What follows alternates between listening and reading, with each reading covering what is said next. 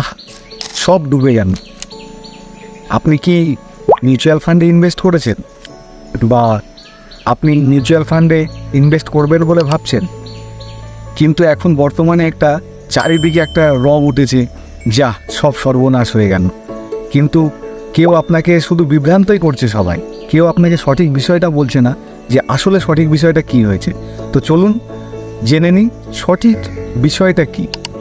আসলে এটা হয়েছে 2020 সালে একজন ইনভেস্টার, তিনি গ্রোর মিউচুয়াল ফান্ডে ইনভেস্ট করেছিলেন পারাকপারিক ফ্লেক্সি ক্যাপে।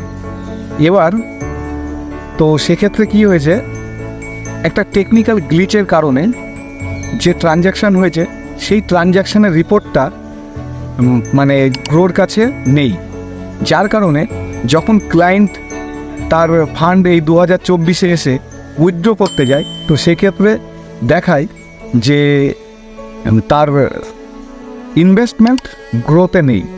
সে তখন এএমসিতে যোগাযোগ করে, পারাকপারিক ফ্লেক্সি ক্যাপে।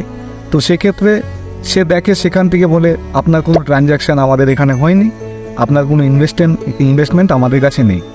তো তারপরে সে গ্রোর সাথে যোগাযোগ করে। তো গ্রোর প্রথমে সেই কাস্টমার কেয়ারে ফোন করে। কাস্টমার কেয়ারে ফোন করার পরে কাস্টমার কেয়ারে তো তার কাছে যে ডিটেলসটা ছিল, সমস্ত অ্যাক্সেস তো কাস্টমার কেয়ারের কাছে থাকে না। তো কাস্টমার কেয়ারের কাছে যে ডিটেলসটা ছিল তার মধ্যে সে পায়নি। এবার সে ক্লায়েন্টকে সরাসরি বলেছে যে আপনার ইনভেস্টমেন্ট আমাদের এখানে নেই, এখানে শো করছে না। তো সেক্ষেত্রে সেই ক্লায়েন্ট ঘাবড়ে গিয়ে সে কী করে, সোশ্যাল মিডিয়াতে তার এই ইনভেস্টমেন্টের যে স্ক্রিনশটটা সে ভাইরাল করে দেয়।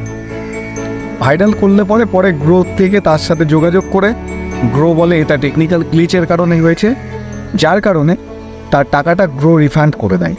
এবং এটা অনেক সময় আপনার সাথেও দেখবেন হয়ে থাকে। অনেক সময় আপনি ফোনপেতে, বিশেষ করে ফোনপেতে দেখবেন আপনি পেমেন্ট করেছেন কাউকে, হয়তো তার পেমেন্টটা হয়ে গেছে কিন্তু আপনার কাছে নোটিফিকেশান আসেনি, বা আপনি পেমেন্ট করেছেন আপনার এখানে দেখাচ্ছে কিন্তু তার কাছে কোনো নোটিফিকেশান হয়নি। এগুলো টেকনিক্যাল গ্লিচের কারণে অনেক সময় হয়।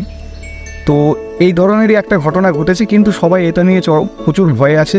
আপনি যদি মিউচুয়াল ফান্ডে ইনভেস্টমেন্ট করে থাকেন, ভয়ের কোনো কারণ নেই। আপনি ডিপোজিটরি সাইডে গিয়ে আপনার ইনভেস্টমেন্টের ডিটেলস বের করতে পারেন। আর এই বিষয়ে যদি কোনো সহায়তা লাগে তো অবশ্যই আমাদের সাথে নিচে দেওয়া এই নাম্বারে যোগাযোগ করতে পারেন।